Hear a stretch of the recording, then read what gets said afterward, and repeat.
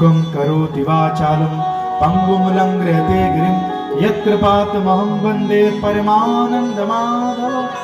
अरे भगवान जिस पर कृपा कर दे क्या संभव, सब कुछ हो सकता, सब कुछ मिल सकता है।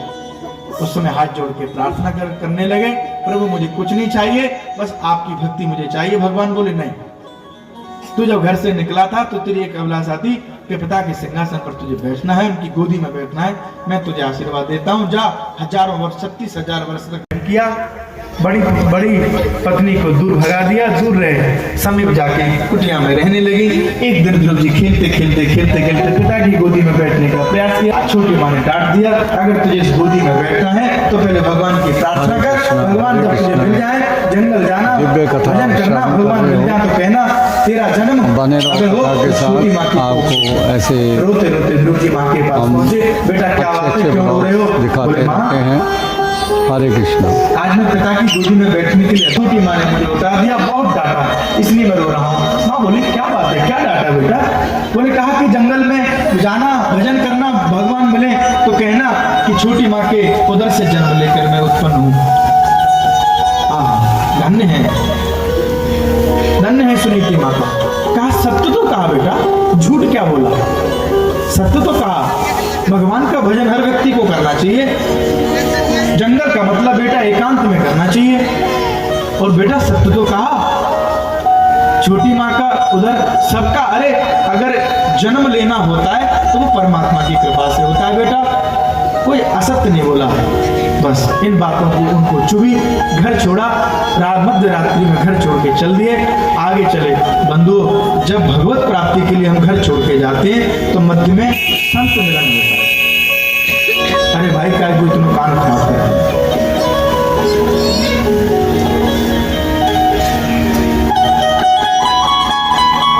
ऐसा हॉर्न बजाओ कि मेरे दिमाग में अंदर घुस गया।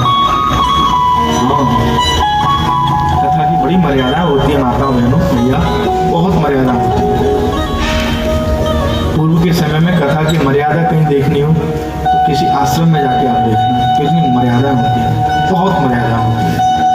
मैं विषय पर आऊं, कथा को हम जितनी शांति देते हैं, मैं पुनः आपको दोहरा रहा हूं, कथा उतनी हमारे जीवन में शांति देती है। इसलिए सदैव कथा में कहीं भी जाओ शांति से जाइए, हमारे दबड़ में मत जाइए, दिखावे में मत जाइए, बस शांति से जाइए।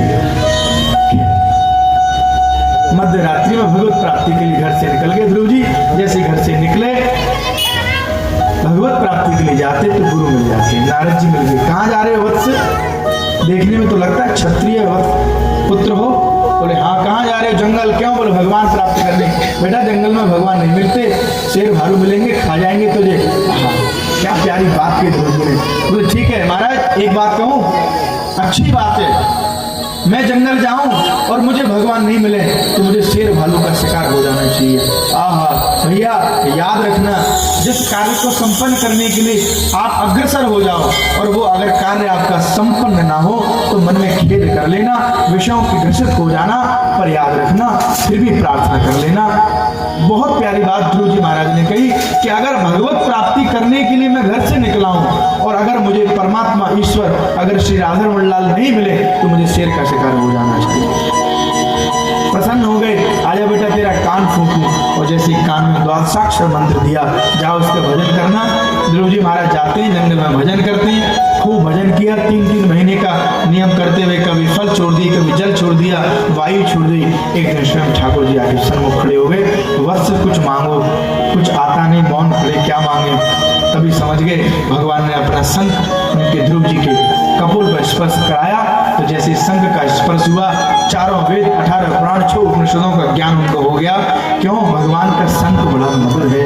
मुखम करोति वाचालं पंगुं लंघयते गिरिं यत्कृपातमहं वन्दे परमानंदमाधव। अरे भगवान जिस पर कृपा कर दे क्या संभव, सब कुछ हो सकता, सब कुछ मिल सकता है। उस समय हाथ जोड़ के प्रार्थना करने लगे, प्रभु मुझे कुछ नहीं चाहिए, बस आपकी भक्ति मुझे चाहिए। भगवान बोले नहीं, तू जब घर से निकला था तो तेरी एक अभिलाषा थी कि पिता के सिंहासन पर तुझे बैठना है, उनकी गोदी में बैठना है। मैं तुझे आशीर्वाद देता हूँ, जा। हजारों वर्ष 36,000 वर्ष तक जाकर अपने इस राज्य को भोगना, उसके बाद मेरे धाम चले आना। जब तक मैं तेरे बढ़िया से मास्टर बेडरूम की तैयारी करता हूँ। आज भी ध्रुव तारा के रूप में ध्रुव जी हमको दर्शन देते हैं। ध्रुव जी ने कई वर्ष तक राज्य का सुख लिया। फिर जैसे समय आया, मृत्यु सन्मुख आई, विमान सन्मुख आया, मृत्यु ने कहा प्रभु मेरे मस्तक पर चरण रख के ऊपर चढ़ जाओ। धन्य है ध्रुव जी। भक्ति का बल आप देखिए कि मृत्यु भी हाथ जोड़ के खड़ी है। भक्ति की कृपा है। भक्ति के प्रभाव से क्या हुआ कि मृत्यु भी हाथ जोड़ के खड़ी है। और क्या हुआ, श्री ध्रुव जी महाराज ने मृत्यु के ऊपर अपना चरण रखा और चरण रखकर विमान पे चढ़े, क्योंकि वैकुंठ से विमान आया है, मृत्यु लोक का स्पर्श नहीं करेगा तो सीढ़ियों की आवश्यकता है। कहा मृत्यु देवी सीढ़ियां बन जा, तेरे ऊपर चरण रख के मैं ऊपर चढ़ जाऊंगा। धन्य भैया ध्रुव जी की भक्ति। इसलिए मैं कहता हूं कि भैया भगवान का भजन करने के लिए आयु मत जोड़िए कि भजन बुढ़ापे में करेंगे, मत करिए। क्या अवस्था थी ध्रुव जी की, भगवत प्राप्ति कर ली।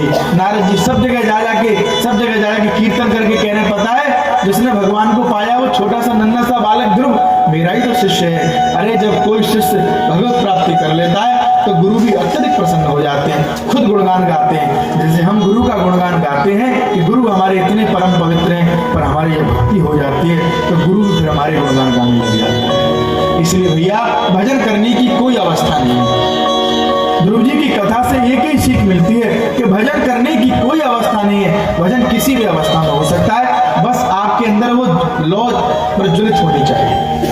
आगे चल के इनके वंश में इनके छोटे भाई उत्तम थोड़े से क्रोधित थे, जाके जंगल में कभी किसी को मारने लग जाते। यक्षों ने इनके भाई को मारा, ये थोड़े क्रोधित हुए, इन्होंने भी जाके यक्षों पर प्रहार करने लग गए। उस समय मनु महाराज आए, कहा वत्से क्या करते तुम, भगवान के गण हो, मारने का कार्य तुम्हारा नहीं, तुम तो भजन करो। आगे चल के इनके वंश परंपरा में निषाद, बहन और महाराज क्रतु उत्पन्न हुए। ऐसे क्रतु जिनके क्या कहने भैया, धन्य है साक्षात परमात्मा जिनके सामने आए। और तब क्रतु महाराज ने कहा कि प्रभु देना ही चाहते हो वर, तो एक काम करो, मुझे 10,000 कान दे दो जिससे मैं आपकी कथा को सुन सकूं। ऐसे हम भी जब हमारे सामने भगवान प्रकट हों तो संसार की भौतिक वस्तुओं को ना मांगे, क्या मांगे, भगवान आपकी कथा हमको मिलती रहे। बड़ा ही सुंदर एक चरित्र है, इसको हम प्रणाम करते हैं। पंचम स्कंद में जैसे प्रवेश करते हैं, भगवान ऋषभ देव का चरित्र है जिनसे जैन धर्म की परंपरा चली। आगे चल के इन्हीं के वंश में भरत जी हुए। आज इस भारत देश में हम बैठे हैं, भारत देश का नाम कैसे पड़ा, 3 भरत को मिलाकर इसका नाम भारत पड़ा। हम मनुष्य कैसे कहलाए, मनु महाराज की संतति है इसलिए मनुष्य कहलाए, क्योंकि इस पृथ्वी पर सबसे पहला अगर जोड़ा कोई था तो मनु और शत्रुपा का था, उससे पूर्व कोई जोड़ा नहीं था, इसलिए हम लोग को मनुष्य कहा जाता है। आगे चल के भगवान की कृपा से ऋषभ देव जी की खूब जय जयकार हुई। उनके आगे पीछे अष्ट सिद्धियां 9 निधियां घूमती रही। इन्हीं के वंश में भरत जी को भजन करने लगे, गायत्री मंत्र का जाप करते। फिर इन्होंने सोचा कि अब क्या करना चाहिए, चलो घर छोड़ के जंगल चलते हैं। जंगल में बड़े एक छोटा सा मृग आया, मृग में प्रेम हुआ। धीरे धीरे जब शरीर शांत होने लगा, मृग की याद में मरे। तो ऐसा कहते हैं, सामुद्रिक शास्त्र ऐसा कहता है कि अंते मति सागति, अंत में जैसी मति होती है वैसी गति होती है। तो इन्होंने मृग को याद किया, अगला जन्म इनका मृग का हुआ। याद बना रहा कि मैं तो भैया पहले भरत था, अब मुझे भजन करना है, अब भैया मुझे फिर से मृग नहीं बनना है। भजन करने के प्रभाव से गायत्री मंत्र का जाप करते रहे, मृग बने हैं फिर भी लेकिन गायत्री मंत्र का जाप करते रहे। जो कुछ पत्ता मिल जाता उसको पा लेते और प्रसन्न रहते। समय पूर्ण हुआ, जैसे आगे बढ़े अवस्था भी पूर्ण हुई, पुनर्जन्म इनका फिर हुआ तो भरत जी के नाम से विख्यात हुए। ब्राह्मण कुल में इनका जन्म हुआ। कहा पिता ने, बेटा गायत्री मंत्र को याद करो। इनको याद बना रहा कि अगर मैंने आज गायत्री मंत्र याद कर लिया तो पिताजी मुझे फिर कहेंगे पूजा कराने जा, कथा करने जा, सत्संग करने जा, मैं तो संसार में फंस गया, भजन कैसे होगा। पिता ने कहा कि बेटा गायत्री मंत्र याद हुआ। भरत जी बोले, पिताजी जब से आप मुझे पढ़ा रहे हो तब से इस बिल के अंदर 9,999 चेटी घुस गई हैं। पिताजी बोले वास्तव में जड़ है, तब से उनका नाम जड़ भरत हो गया। बोलो जड़ भरत जी महाराज की। बैठे ऐसी बैठे रहे ना, हरे कृष्ण कृष्ण कृष्ण हरे हरे। खूब भजन इनका चलने लगा।